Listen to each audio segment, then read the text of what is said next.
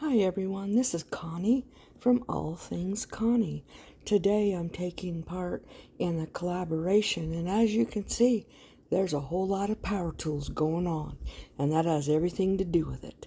Okay, I was gifted this tree log.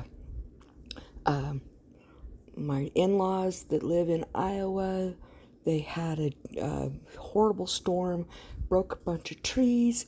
They had to cut this one down. Now it is not super level. It has all the saw marks on it. So I'm taking first tool, I'm taking my palm sander, or my orbital sander is more what it's called, and I just sand it away. Then I'm taking all the bark off because it was falling off anyway. So I'm just getting that all off, and then I'm going to use the sander on it some more, so that we can work on it. Now this collaboration is all about the power tools. I ended up using 6 different power tools. I took these 2x4s and 2x2s, and I used my miter saw that you can see on the far right, and I cut them, and I'm making a stand. This is going to be a table, and I'm making the stand for the table to go on. Now, when I end up finishing this, or at least getting it together, I realize that the stand is not substantial enough for the wood log or the slab, so I end up expanding that. But okay, so I'm using now my 2 drills.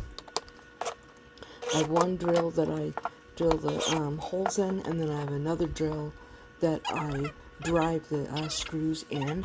Like I said, I'm just making a simple frame so that I can screw it into the log.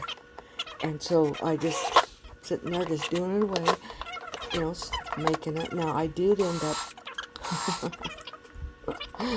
putting them on the wrong way at one point. This one was right. The second one I can't even remember which one I did wrong. Actually, I don't even know if I showed it.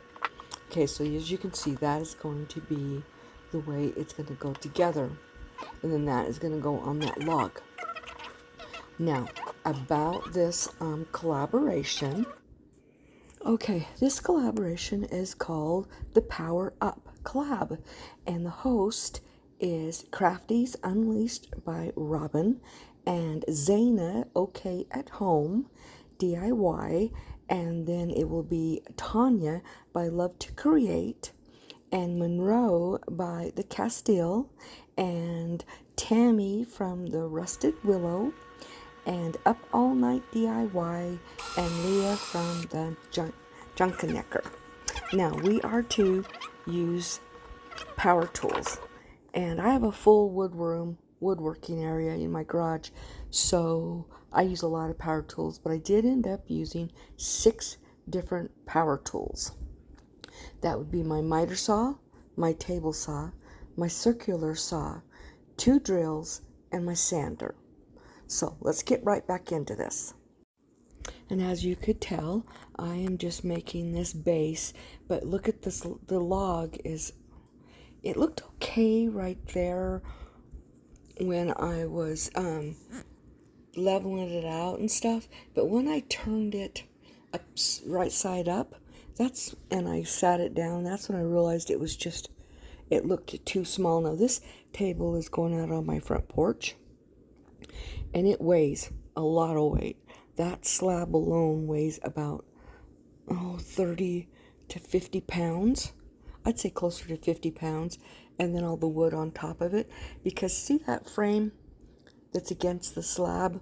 I end up making another one at the bottom of the legs, and then I took one of those pallets that you see, that large pallet, and that's where I used my circular saw, and I ended up cutting those wood pieces off, and I ended up putting them around it, which makes it looks more substantial.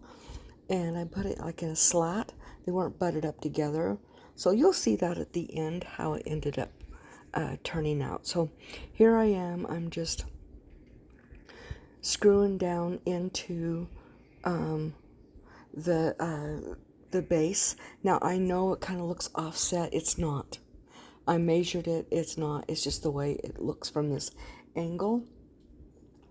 But the top was really not level. No matter what I did, I couldn't get it completely level, even though I sanded it for hours. My hand and arm was just vibrating from sanding it for so many hours. But I ended up getting, I put a resin on top of it, which kind of helps. And I only had a small amount from Plaid. I'm going to be getting more, and I'm going to be putting a thicker layer later so that it's completely level, because it's a self-leveling, the resin is. So here I am just making sure I'm getting all the holes screwed in right, and they're all lined up perfectly, and I'm just screwing this completely down and getting it all in there. And like I said, I use one drill to drill holes, that's one with a cord, and then the other one is to drive the screws into the holes. So, and there it is. You can see how heavy that darn thing is. And then I realized that it was a little uneven, so I had to put a little piece of wood in there. And you can see it's on a slant, and it has nothing to do with the base. It has everything to do with the slab. And I was going to use my planer on it. Sometimes the planer, it's a hand planer, and sometimes it messes up the wood more than it helps. And this is hard wood. I do not know what kind it is, but it's really hard wood. And here I am. I sanded the top. Now I'm sanding the bottom, getting it all smooth. And then I put it down on the floor, and that's when I realized the base looks too small. But by putting the other wood, it helps beef it up so that it doesn't look like it is too small anymore. And those are just stud 2x4s. And the 2x2s came from my piano that I took apart.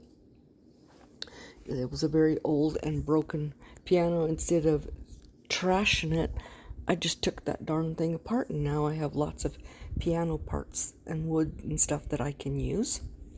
So now the sides, I was able to get them fairly smooth, but I didn't want to go too smooth. I wanted this to be very rustic. Like I said, it's going out in my garage, and so I didn't want it to, I mean, not in my garage, out on my porch. And I'm still finding little pieces of the bark, and so I'm just knocking those off. Some of them didn't want to come off. Some of them I could just take them off with my hands. And that's part of the reason why I went ahead and took them all off, because they were falling off anyway. Okay, so I'm just going to sit here and just sand away. And this, I'm beet red. It was like 90 degrees in my garage. I was extremely warm. That's the problem with having this garage is not insulated, only my garage door. And so I am going to be insulating the whole thing, hopefully within the next couple of months, so that at least it holds, because I do have a heater, it will hold the heat in. Okay, so here it is. And there was like a gouge, not a gouge, it was like where a branch came out and it got ripped out, so it was like a hole. So I took some of the sawdust and some wood glue, and I mixed it up into a putty, and then I pushed it down into that so that it would not be a hole. and that has to sit for, I left it overnight, and then I just sanded the top, and I sanded it more even after this. I sanded and sanded and sanded. Now, it is uneven, but it's only uneven by about less than a half of an inch, maybe a fourth of an inch. So I can live with that. Especially when I put the rest of the resin on it, it will level it completely out. So I'm just playing with this, getting it all on there. Now, the next day, I took some cardboard, and I put packing tape on it, and now I'm hot gluing it to the top so that I can make it where when I put the resin, it won't just fall off or roll off. And so I'm just mixing, and this is the, as you see, the Plaid Resin. It's a 2-part resin. I'm going to pour it in there and you stir it for 3 minutes. And then, once you pull it, or pour it, I use a paintbrush, and I will smooth it in all the areas to make sure it gets there. This is self-leveling, but a lot of it settled down into that lower part, and that's kind of where I want it anyway. So I'm just going to get this all in there and stir it up, and then you'll see me pour it. So I've used, I think it was 6 or 7. So I used my miter saw, my table saw. Now, you didn't see me use my table saw or my circular saw, or my miter saw for that matter, but they were there and I did use them. My table saw, the underside had a great big section of it that was sticking out, so I ran it through my table saw and cut that off. It was just a little part, it was like 4 inches by 6 inches or so. It was sticking up, and so I cut that off so I could level the bottom side, at least close as I could. And then I used the circular saw to cut the pallet up, my miter saw to cut the pieces of all the wood for the frame, and all the pallet pieces for the outside. And you can see it a little bit on here where you can see the frame. It almost looks like it's sitting on a crate, but it's not, because it's all closed in. So I'm just sitting there getting this on now. The bottles are numbered 1 and 2, and that one is super thick. So I am just trying to get it all out. Of course, it's not activated, so it's not going to get hard. It has to have the number 2 stirred in it to activate it. So as soon as I get that done, I'll be putting it on. Okay, now I have got that all stirred up, and I am going to start pouring it. Just moving my camera so you can really see the top of this. And I'm just gonna pour it. Like I said, I don't have quite as much as I needed, but I got it all covered, and I will be adding more. So that is the high section. I put it up there so that I can pull it, and it will move down to the lower section anyway, that's a little bit lower. And I'm just getting it all poured in there, and there was some divots. I wanted to make sure those got filled up, and it doesn't look like there's very much resin on there, but there's a lot more than it looks, because I end up covering the whole top with that. I just grab an old paintbrush that I'm just gonna chuck, and I'm just going to cover the whole thing with that. And then you use a heat gun on it, and you blow on it with the heat gun, and it brings up the bubbles. And you do that, I did it every 20 to 30 minutes for, about 3 hours. and it got all the bubbles out. Sometimes if you spray some brands, this brand said use a heat gun. Some brands use alcohol. Spritz some alcohol, rubbing alcohol on it, and it will do it. But with this one, it just said to use the heat gun, and it worked. So as you can see, I'm getting this all completely covered on there, and there was areas where it was puddling up more than others, and I just wanted to make sure this was completely covered. I knew I wasn't going to get it completely level this time. Like I said, I have to get some more resin, and then I will level it completely out. But this will keep it from getting water damage on the top of it from drinks or rain or anything like that. And I do plan on going back and painting the base, but I haven't decided for sure what color. I'll probably just go with white, but then white gets really dirty, so I might just polyurethane it and leave it just the plain old colors that the palette wood is, because that's all you can see is the palette wood. The way I put the palette boards on it.